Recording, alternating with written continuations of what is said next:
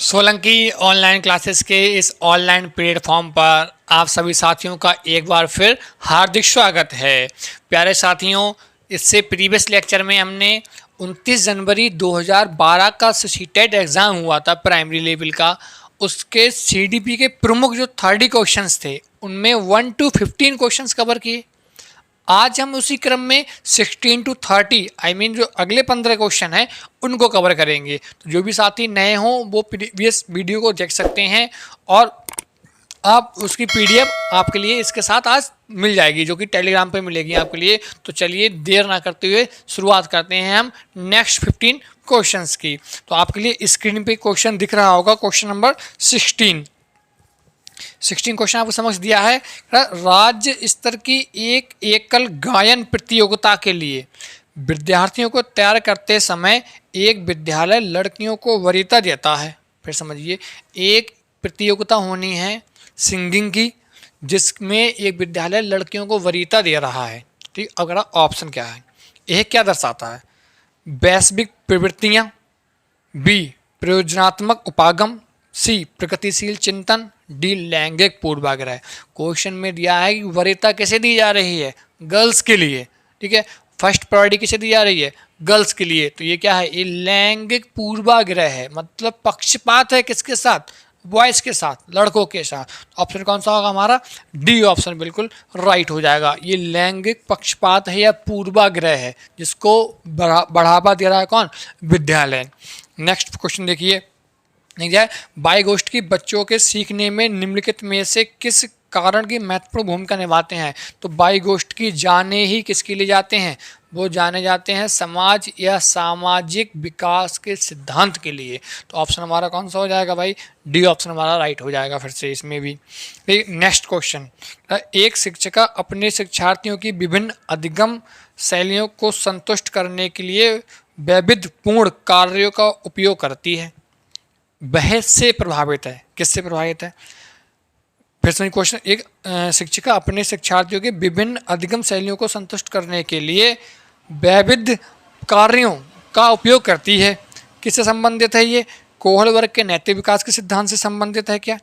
B gardener के बहुबुद्धि सिद्धांत से संबंधित है, सी बाइगोष्ठी के सामाजिक सांस्कृतिक सिद्धांत से संबंधित है, डी प्याजे के संज्ञानात्मक विकास के सिद्धांत से संबंधित है।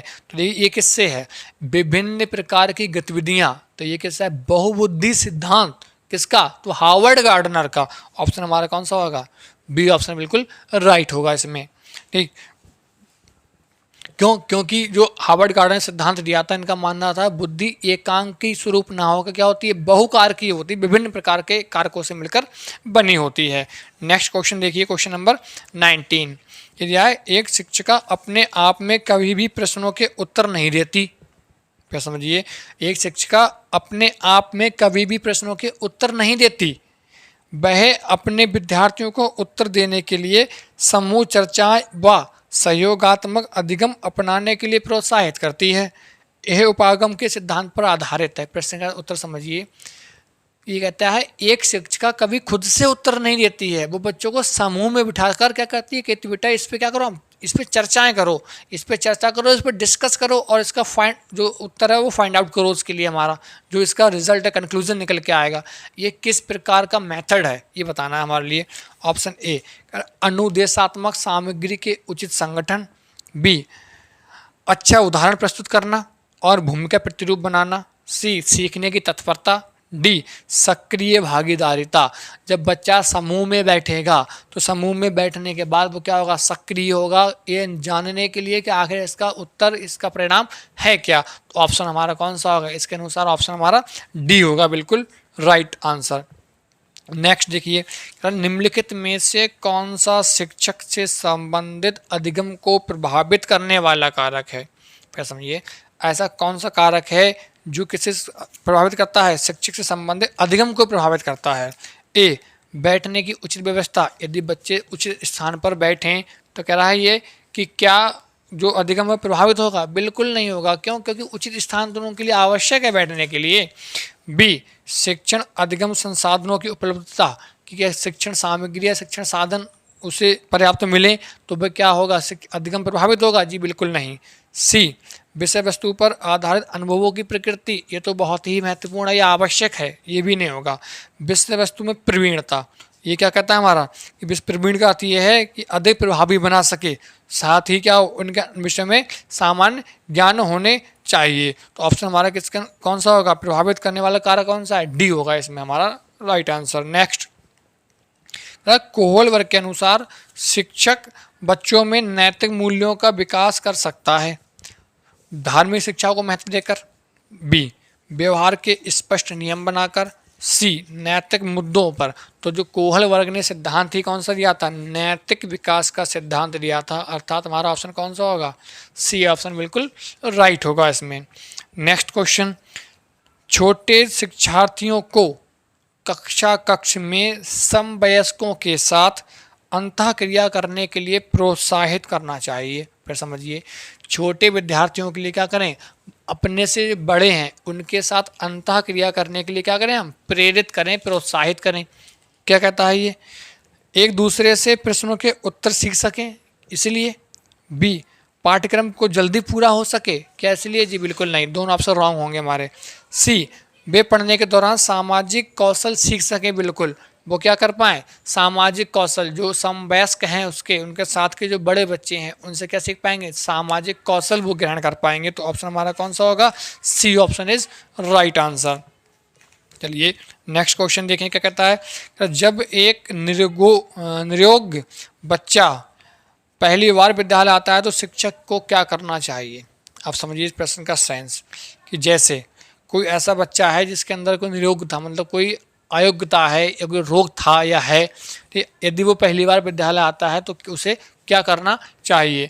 तो ए ऑप्शन दिया है कि बच्चे की निरोग्यता के अनुसार उसे विशेष विद्यालय में भेजने का प्रस्ताव, क्या मना कर दें कि हम इसको यहाँ शिक्षा ग्रहण नहीं कराएंगे, आप कहीं और भेज दो, जी बिल्कुल नहीं, ये ऑप्शन रॉन्ग।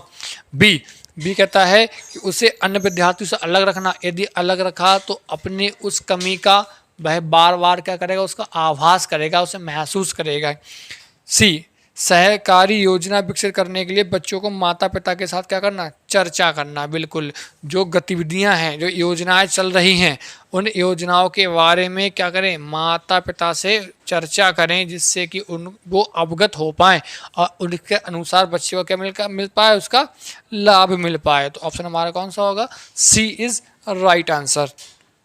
नेक्स्ट देखिए, प्याजे के संज्ञानात्मक विकास के चरणों के अनुसार इंद्रिय गामक अवस्था जिसके साथ संबंधित है, यह पहली अवस्था है संवेदी पेशी अवस्था, वो किससे संबंधित है, ये पूछा है इसमें। तो अनुकरण, स्मृति और मानसिक चित्रण, ठीक। बी तार्किक, तो तार्किक आता है कि इसमें मूर्त और अमूर्त अवस्था में, तो बी हमारा नहीं होगा। सी विकल्पों के निर्वचन और विश्लेषण करने की योग्यता, मतलब प्रत्येक बिंदु को अलग अलग समझ पाना, तो ये भी नहीं होता। ये अवस्था कौन सी है, पहला चरण है ये। डी सामाजिक मुद्दों से सरोकार, तो ये 0 से 2 वर्ष है बच्चे की आयु, ये बच्चा क्या सामाजिक सरोकार कर सकता है, बिल्कुल भी नहीं कर सकता। तो पहले क्या करता है, ये करता है अनुकरण और स्मृति और क्या है, मानसिक निरूपण। ऑप्शन कौन सा होगा हमारा, ए ऑप्शन बिल्कुल राइट होगा। नेक्स्ट देखिए, मानव व्यक्तित्व परिणाम है किसका है, पालन पोषण और शिक्षा का। तो मानव व्यक्तित्व सी कहता है, बी है आनुवांशिक और वातावरण की अंतःक्रिया, बिल्कुल सही बात। जो मानव व्यक्तित्व है या जो पर्सनालिटी है वो डिपेंड किस पे करती है, वो डिपेंड करती है उसके जेनेटिक करेक्टर पे, ठीक, और डिपेंड करती है किस पे, उसका जो एटमॉस्फेयर है, आसपास का जो वातावरण है। तो ऑप्शन कौन सा हो जाएगा हमारा, बी हो जाएगा। सी में कह दिया केवल वातावरण, कि सिर्फ वातावरण नहीं, क्या केवल आनुवांशिकता, जी नहीं, क्योंकि विकास, अधिगम, व्यक्तित्व ये सब किससे बनते हैं, ये वंशानुक्रम या आनुवांशिकता कह सकते हैं, वंशानुक्रम व वातावरण दोनों की अंतःक्रिया का होता है परिणाम। तो ऑप्शन हमारा कौन सा होगा, बी इसमें राइट आंसर होगा। नेक्स्ट क्या दिया है, शिक्षण अधिगम प्रक्रिया में व्यक्तिगत रूप से ध्यान देना महत्वपूर्ण है, क्योंकि जो शिक्षण अधिगम प्रक्रिया है इसमें व्यक्तिगत रूप से मतलब अलग अलग ध्यान देना आवश्यक होता है प्रत्येक बच्चे पर। क्यों, ए शिक्षार्थी हमेशा समूह में भीतर सीखते हैं। बी शिक्षक प्रशिक्षण कार्यक्रम में ऐसा ही बताया गया है। सी प्रत्येक शिक्षार्थी को अनुशासित करने के लिए शिक्षकों को एक बेहतर अवसर मिल सके। डी, बच्चों की विकास दर भिन्न होती है और वे भिन्न तरीकों से सीखते हैं। बिल्कुल, क्यों? क्योंकि व्यक्ति विभिन्नता पाई जाती है किसमें? प्रत्येक जीव में। तो प्रत्येक जीव का अर्थ ये है कि हर कोई अपने माध्यम से, अपने तरीकों से, अपने वातावरण के अनुसार अलग अलग सीखता है। तो यदि हम हर किसी बच्चे के लिए व्यक्तिगत रूप में अलग अलग देखेंगे तो हमें समझ में आ पाएगा कि कौन बच्चा कितना सीख पाया, किस स्तर तक सीख पाया है। तो ऑप्शन हमारा कौन सा हो जाएगा इसमें? डी ऑप्शन हमारा राइट होगा। चलिए नेक्स्ट क्वेश्चन क्या कहता है? निम्नलिखित में से कौन सी समस्या समाधान की बौद्धिक पद्धति का पहला चरण है? ठीक, ऑप्शन ए, प्राकल्पना का परीक्षण करना। बी, समस्या के प्रति जागरूकता। सी, प्रासंगिक जानकारी को एकत्र करना। डी, प्राकल्पना का निर्माण करना। तो कल्पना का निर्माण करना या समस्या समाधान की सामग्रियों का इकट्ठा करना या कोई योजना बनाना, ये तो बाद की बात है। पहले हम समस्या के प्रति जागरूक तो हों, हम भाई समस्या को पहले समझ तो पाएँ। तो जो ऑप्शन कौन सा है हमारा? बी, कि पहले तुम्हारे समस्या तो समझ में आए, उसके बाद ही तो आप क्या बनाएंगे? योजना बनाएंगे। ऑप्शन हमारा कौन सा होगा? बी। नेक्स्ट देखिए, नेक्स्ट क्या दिया? निम्नलिखित में से कौन सा सीखने का क्षेत्र है? अनुभविक, बी भावनात्मक, डी व्यावसायिक और सी आध्यात्मिक। तो जो सीखने का क्षेत्र कौन सा होता है? भावनात्मक। यदि भावनाएं कैसी? मनोवृत्ति। यदि मनोवृत्ति है वस्तु के प्रति तो क्या होता है? हम सकारात्मक पक्ष या सकारात्मक भाव हमारा है तो हम सीखेंगे, अन्यथा हम नहीं सीखेंगे। तो ऑप्शन कौन सा होगा हमारा इसमें भी? बी ऑप्शन राइट होगा। नेक्स्ट क्वेश्चन देखिए, जब बच्चा कार्य करते हुए ऊबने लगता है तो यह किस बात का संकेत है? जब बच्चा क्या हो? कार्य करते समय ऊबने लगे तो ये किस प्रकार का संकेत है या किस प्रकार का संकेत दे रहा है? ऑप्शन ए, संभवतः कार्य यांत्रिक रूप से बार बार हो रहा है। बी, बच्चा बुद्धिमान नहीं है। सी, बच्चे में सीखने की योग्यता नहीं है। डी, बच्चे को अनुशासित करने की आवश्यकता है। अब आप समझिए फिर प्रश्न के लिए कह रहा है, यदि बच्चा किसी काम को करते समय क्या हो रहा है? भाई ऊब रहा है। ऊबरे का मतलब ये है कि भाई क्या हो रहा है? मतलब बोर हो रहा है कि मैं कितनी बार इस क्वेश्चन को करूं। ये दिया ना आपके लिए, ऊबने लगता है। अब सुनिए किस प्रकार से, यदि आप विकल्प के अनुसार देखें तो जैसे आपका उल्टे क्रम में देखते हैं, अनुशासित, क्या आप इसको क्या करें? दंड देकर क्या करें? इसे अनुशासित करें, पनिश करके? जी बिल्कुल भी नहीं।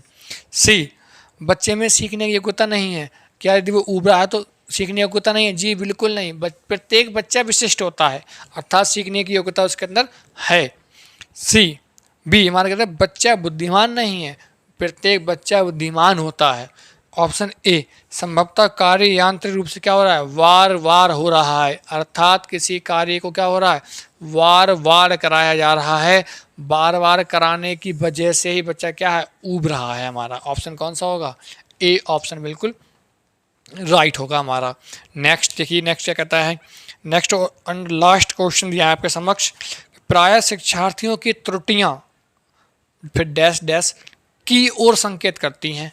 तो शिक्षार्थियों में त्रुटियां करते हैं बच्चे, वो किसकी ओर संकेत करती हैं? ये दिया है, ये अंतिम प्रश्न है 2012 के सीटेट का, सीडीपी का हमारा। ठीक, कह रहा है वे कैसे सीखते हैं? बी ऑप्शन, यांत्रिक अभ्यास की आवश्यकता। सी, सीखने की अनुपस्थिति। डी, शिक्षार्थियों के सामाजिक आर्थिक स्तर को। त्रुटियां क्या प्रदर्शित करती हैं? तो त्रुटियां प्रदर्शित करती हैं कि बच्चा क्या है? कैसे सीखता है, ठीक, या कितना सीख पा रहा है। तो ऑप्शन हमारा कौन सा होगा? ए ऑप्शन अगेन राइट हो जाएगा हमारा। तो ये कुछ प्रमुख प्रश्न थे आपके समक्ष जो कि 2012 के सेट से लिए गए थे आपके। ठीक, तो अब आपके 2 सेट कंप्लीट हो चुके हैं, 2011 और 2012। ये 2011 और 12 का जो सीटेट एग्ज़ाम आपका हुआ था, इसकी सीडीपी आपकी कवर हुई। ठीक, अब इनके जो पीडीएफ हैं तो प्रीवियस 2011 का आपको प्रोवाइड करा दिया गया है, 2012 का अब ये सेट कंप्लीट हुआ है तो इसके 30 क्वेश्चंस की पीडीएफ ठीक। और इसके 30 क्वेश्चंस की पीडीएफ इसकी ऑलरेडी आपको प्रोवाइड करा दी गई है, इसकी अब आपको प्रोवाइड करा दी जाएगी। ठीक, तो ये दोनों पीडीएफ आपके लिए टेलीग्राम पे मिल जाएंगी। तो जो भी प्यारा साथी नए हैं चैनल पे वो सब्सक्राइब कर लें और साथ साथ टेलीग्राम को भी भाई क्या कर लें, भाई ज्वाइन कर लें। ठीक है, इसे ज्वाइन करना ना भूलें जिससे आपको पीडीएफ मिल सके, उसका लिंक आपको डिस्क्रिप्शन में मिल जाएगा। तो आज के लिए बस इतना ही। आई होप आपको ये सब समझ आया होगा। चलिए मिलते हैं बहुत जल्द अगले लेक्चर में।